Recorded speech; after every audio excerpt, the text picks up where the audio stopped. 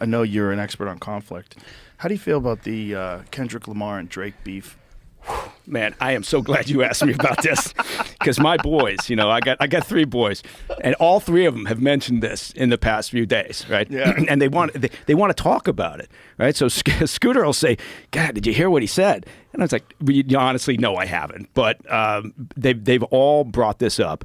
I am completely unfamiliar with although it sounds like the old days, East versus West, right? In the old rap battle. I think it's a personality thing because one of them is Toronto, so it's actually America versus Canada. Oh, well, that's It's right. a real conflict there. And which one is the little guy? Kendrick Lamar. Kendrick Lamar, that's right. Yeah, so that's what my middle boy Sluggo said. I think he's like 5'1" or something. He's not a big fella. No. Him and Drake have been going at it now, 4 songs apiece. So 8 songs dedicated to beef. I think that's fantastic. I think Pretty we need more wild. of that, right? It's better than the Hamas Is there conflict. more? Yeah. Security guard injured in shooting outside Drake's home in Toronto. Oh, Jesus God. Christ. Drive-by God over damn there. it. It was a drive-by? Yeah, and the security guard was outside. Said he was shot. I think unconsciously taken to the hospital. Oh, my Don't God. think he died. See, it was. Do not know whether the shooting was related. Well, take a fucking guess. You think What it do was you or think? wasn't? A drive-by Yeah. might be related? Well, that's when shit gets scary, when people start shooting at each other. Yeah. No, when it was just because, I think it was Sluggo who told me that one of them. I think it must have been Drake who was talking about his. He dissed him by talking about his size 7 feet or something, right? Yeah. And that's fine. I think it's great if everybody would just if the Israelis and Hamas would go after each other in song. Battle raps. Yeah, battle raps. Yeah, why not? Yeah, dance off. That's how they Yeah. should do it. Yeah. It was hilarious, but everybody's invested in this beef.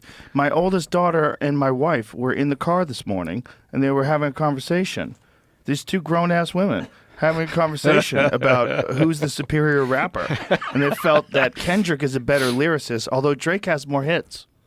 Drake has more hits. Started from the bottom, now we're here. I mean, look, he's got some bangers. They both have bangers. I love Kendrick Lamar. I just wish these 2 would hug it out. That was Yeah, Kendrick's well first big point. now it's moved on to the firefight stage of the battle. Yeah, well, now they're shooting. Yeah. What did you say, Jimmy? Kendrick's first big point was that it's 20 verse 1 because Drake has all those ghostwriters helping him make all these hits.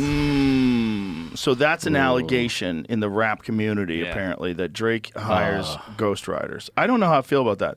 So I feel like the same way I feel like if I find out there's a banging song, like Beyonce has a song out, I don't get upset if she didn't write it. Do you get upset? It's mostly only in rap that people are like, you didn't write that. Like they comedy. care. Like Yeah. comedy. Like the same thing with comedy. Country song, they don't care. Country, they do care. Not really. Yeah, No, they do. I mean, I was going to say, country- yeah. Guys like Zach Bryan shine through because Sure. they write their own But shit. it's very collaborative. The countries are hugely Yeah. collaborative. Sure. writing. Tennessee Absolutely. Whiskey, Nashville. right? Tennessee Yeah. Whiskey was a song. Oh, Chris Stapleton. Yeah, but he didn't write it. He wrote- and I it came thought he out. did write it. No, it came I out. think he performed it. And Yeah. Someone else wrote it. Yeah. Came out years before. He wrote a lot for other Yeah. people, though, correct? Yeah. But yeah, just like I don't even think there's tons of They songs write like for that. each other. Yeah, just exactly. like Yeah. yeah.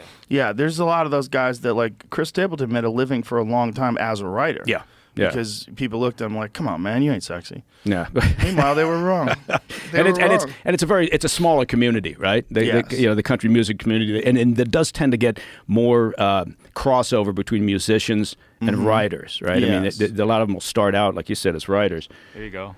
Tennessee Whiskey, a country song written by Dean Dillon and Linda Hargrove. Yeah, It was David Allan originally Coe. recorded by artist David Allan Coe for his album the same name, peaking at number 77 in the Billboard Hot Country Singles in 1981. Wow. Yeah. George Jones' 1983 version of the song was included on his album Shine On and reached number 2 on the Hot Country Singles chart. What great artists. Did you hear that Randy George Travis is using AI now to make new songs because he was paralyzed by a stroke, but because they could take his voice, which is an iconic voice. Yeah. Randy Yeah. Travis has an incredible voice. But because of AI, they can get recordings of him singing, and he could plug it into AI, and he can still make songs. And you know how much of a recording they need nowadays to actually mimic the entire range of a person's voice? It's 30 seconds. Yeah, what, less than that now? Really? Not that long ago, it was 30 seconds.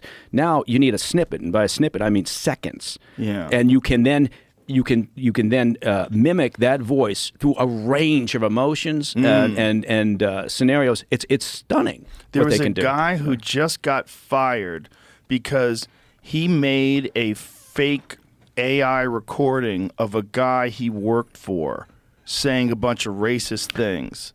And the guy, like, everybody was attacking him and got in trouble, and then they somehow or another did an analysis on it The and athletic director did it to like the principal of the high school. Right. He was about to get fired, so he's like, all right, instead of me getting fired, watch this. Right. He thought he was being slick. Yeah. But he's a dummy, and he didn't know that they can tell. They can analyze audio recordings and tell whether or not they're real. How do they do that? How can they tell? Well, that one specifically, I think someone else was like, it was a conversation between two people, and they both were like, I didn't hear that, and I didn't say that. So they're like, all right, well, what could have happened?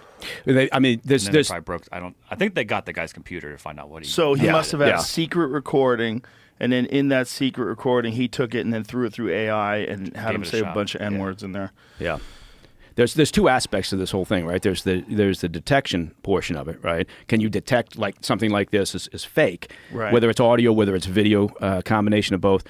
And then there's the other side of it, which is trying to stay up with the capabilities of those that are trying to do these, identity thefts or whatever you want to call it. And that's that's sort of the proactive effort to lock down recordings, right? And there's some interesting work being done in that space, where if you film something, say you go to a campaign rally and you film that campaign rally, there are a handful of companies out there figuring out that you can essentially watermark it, right? So that it cannot be fucked with, right? And that you can determine if it's an actual recording or not. And that's really, I mean, you think about, how much disinformation is roiling around out there now. Yeah. Right?